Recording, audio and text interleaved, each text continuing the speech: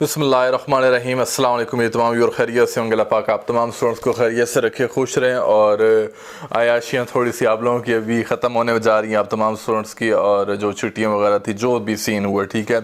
अभी केमिस्ट्री की हम बात कर लेते हैं कि केमिस्ट्री के पेपर में किस तरीके से आप लोगों को प्रिपरेशन करनी है ताकि आप लोगों के बहुत अच्छे नंबर आ जाएँ।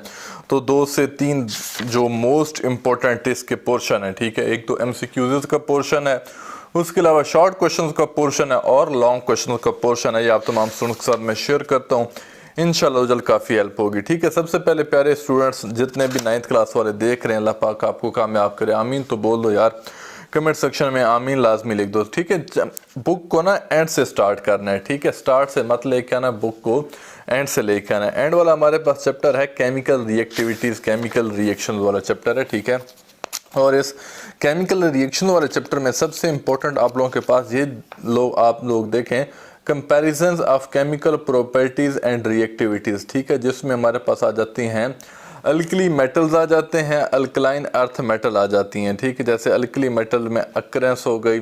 MCQs भी मैं आप तमाम स्टूडेंट्स के साथ शेयर करता रहूँगा, आप लोगों ने परेशान नहीं होना इंशाल्लाह ज़ोजल। बस मेहनत होती है, एफर्ट होती है, फिर अल्लाह पाक भी कामयाबी अता फरमाते हैं, ठीक है। अल्कली मेटल में अक्रेंस में they are very reactive and always occur in combined form, ठीक है। उसके बाद इलेक्ट्रोपॉजिटिविटी हो गई, reaction with water, reaction with oxygen, reaction with hydrogen, reaction with halogen. और ये बहुत इंपॉर्टेंट है, ठीक है। आप लोगों की जो बुक है उसके एंड में एक चैप्टर है, चैप्टर नंबर 8 समझ लें आप लोग, ठीक है, रिएक्शंस वाला, ठीक है। इस रिएक्शंस में ये जो भी चीज़ें मैं आपके साथ शेयर कर रहा हूँ, इससे अपना बिल्कुल दिमाग ओपन करके पढ़ें, ये आपको बहुत हेल्प करेगा, ठीक है। इसमें अक्रेंस, इलेक्ट्रोपॉजिटिविटी और जो इसकी रिएक्शंस हैं, ठीक है, ये रिएक्शंस आपने लाजमी याद करने हैं फॉर ऑब्जेक्टिव्स, ठीक है। अब ऑब्जेक्टिव में आपके MCQs भी आ जाते हैं और बाकी जो आपका शॉर्ट पोर्शन है उसमें भी, ठीक है। ये आपने रिएक्शंस अल्कली मेटल के और अल्कलाइन अर्थ मेटल के लाजमी प्रिपेयर करके जाने हैं ताकि आपको पेपर में हेल्प हो जाए, ठीक है।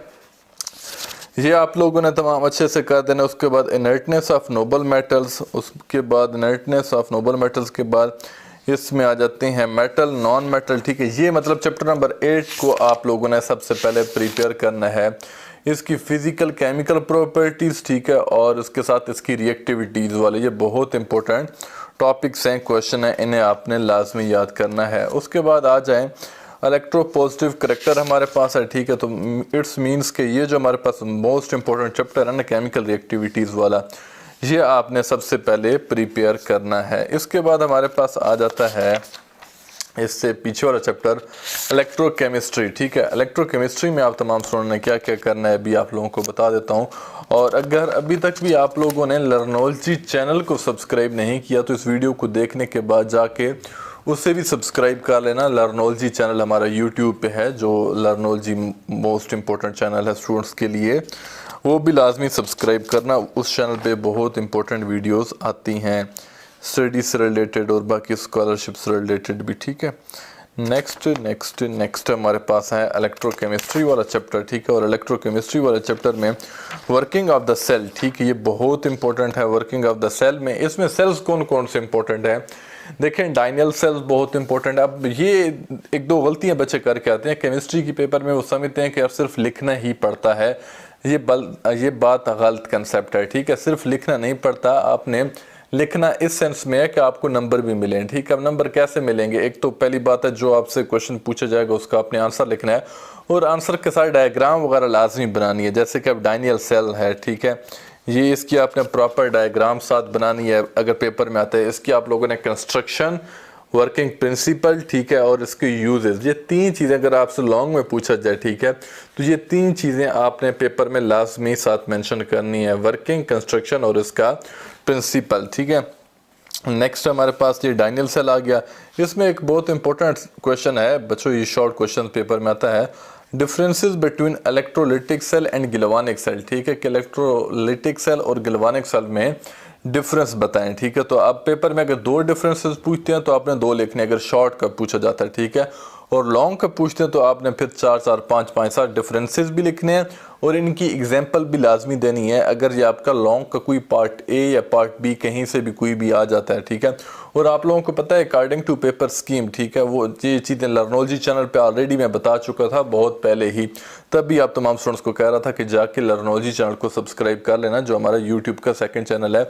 अभी आप लोग 9th क्लास में हो, इंशाल्लाह जब 10th क्लास में जाओगे तो वो चैनल आपको बहुत हेल्प करेगा for the preparation of your board exams. बात आ जाती है पेपर की स्कीम के पॉइंट ऑफ व्यू से। देखो पेपर की स्कीम में बेसिकली क्या हो रहा होता है कि जो आपका लॉन्ग पोर्शन है ना, ठीक है, लॉन्ग पोर्शन में भी दो कैटेगरीज आती हैं, एक पार्ट ए आता है, दूसरा पार्ट बी आता है, ठीक है। पार्ट ए का हो सकता है वो आपसे 4 नंबर का 5 नंबर का पूछे जाए और पार्ट बी आपसे 3 नंबर का, इस टाइप से पूछे जाते हैं, ठीक है ना।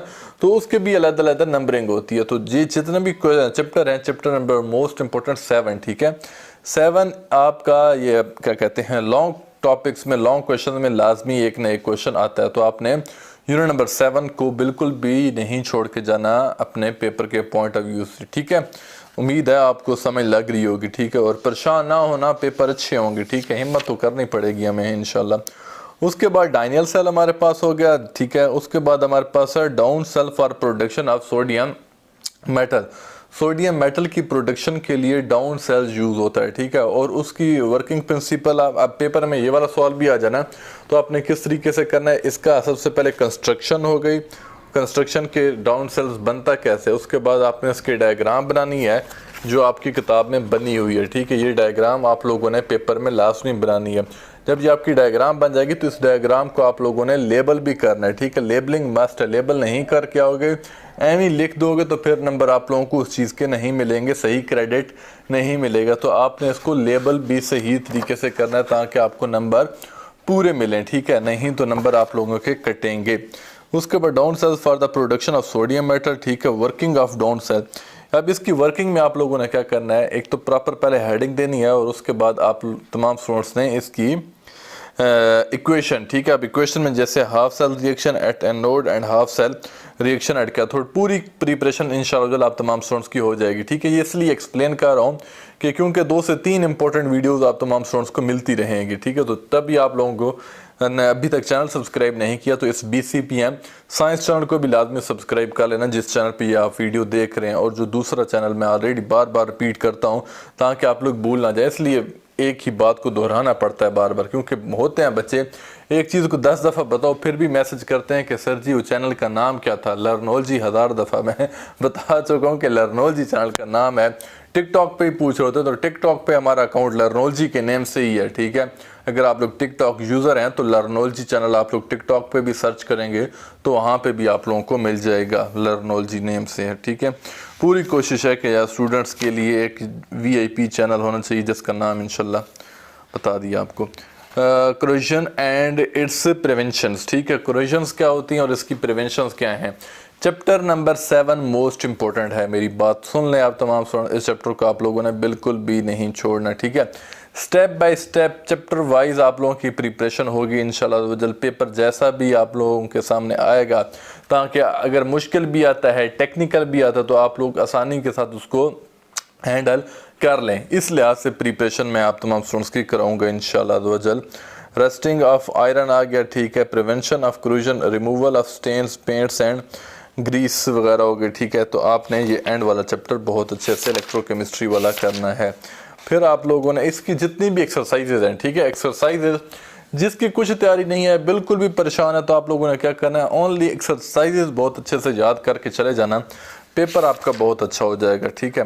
और भी कुछ अपडेट्स आ रही हैं आप तमाम स्टूडेंट्स के एग्जाम से रिलेटेड, वो भी इंशाल्लाह मैं आपके साथ शेयर करता रहूँगा। तो परेशान किसी भी एक बच्चे ने भी नहीं होना। फिर इसके पीछे हमारे पास चैप्टर नंबर 6 है सॉल्यूशंस वाला, और सॉल्यूशंस में आप लोगों ने क्या करना है, comparisons of characteristics of solution, colloidals and suspension, ठीक है। इसका जो हमारे पास ये कंपैरिजन आता है ना, जैसे कि सॉल्यूशंस हो गए, कोलाइडल्स हो गए और सस्पेंशन हैं, ठीक है। तो इसके हमारे पास कंपैरिजन है, तो पेपर में ये कंपैरिजन भी पूछा जाता है, तो आपने इसके कंपैरिजन लाजमी याद करने हैं। और हो सके तो इसकी एग्जांपल भी तमाम स्टूडेंट्स आपने लाजमी याद करनी है, एग्जांपल्स भी बहुत इंपॉर्टेंट है। और इस चैप्टर में और मोस्ट इम्पोर्टेंट है सोलेबिलिटी वाला, ठीक है। सोलेबिलिटी वाला टॉपिक बहुत इंपॉर्टेंट है, solubility and solute solvent interaction, ये वाला आपने लाजमी करना। Effect of temperature on solubility, और ये प्रीवियस पेपर में बहुत दफ़ा ये वाला क्वेश्चन पूछा गया, ठीक है। इफेक्ट ऑफ टेम्परेचर ऑन सोलेबिलिटीज, अल्लाह अकबर। उसके बाद हमारे पास अल्लाह पाक खैर फरमाए, आमीन। अल्लाह पाक आप लोगों को भी अपनी हिफाजत में रखे, आप लोगों को 5 वक्त का नमाजी बनाए, आमीन। अल्लाह पाक आपको 5 वक्त का नमाजी बनाए, इस दुनिया में अच्छे अच्छे काम करके जो, ठीक है। और जो वीडियोस को देख रहे हैं, जितने बच्चे भी देख रहे हैं, अल्लाह पाक करे कि आप लोग सीधे रास्ते पे चलो, ठीक है। क्योंकि दुनिया का कुछ नहीं पता, कभी भी आखिरत आ सकती है, ठीक है। तो जब तक आप लोग इस दुनिया में हैं तब तक कोशिश करो कि अच्छे अच्छे नेक नेक काम करो, ठीक है। एज अ टीचर मेरा भी हक बनता है, as a brother, as a भाई, जो भी आप मुझे समझें, ठीक है। तो मेरा भी हक बनता है कि क्योंकि कुछ ना कुछ तो ऑडियंस है, कुछ ना कुछ तो बच्चे इस वीडियो को देख रहे होंगे, ठीक है। तो अगर एक बच्चा भी आप लोगों में से आज नमाज पढ़ लेगा तो मैं समझूंगा कि मेरे लिए एक अच्छी बात होगी कि यार एक दीन इस्लाम का, एक तबलीग इस्लाम का मैंने काम कर दिया, ठीक है। आप लोग भी जो देख रहे हैं तो आप लोग भी कोशिश करना कि अपने दोस्तों को, अपने बहन भाइयों को बोल देना, ठीक है।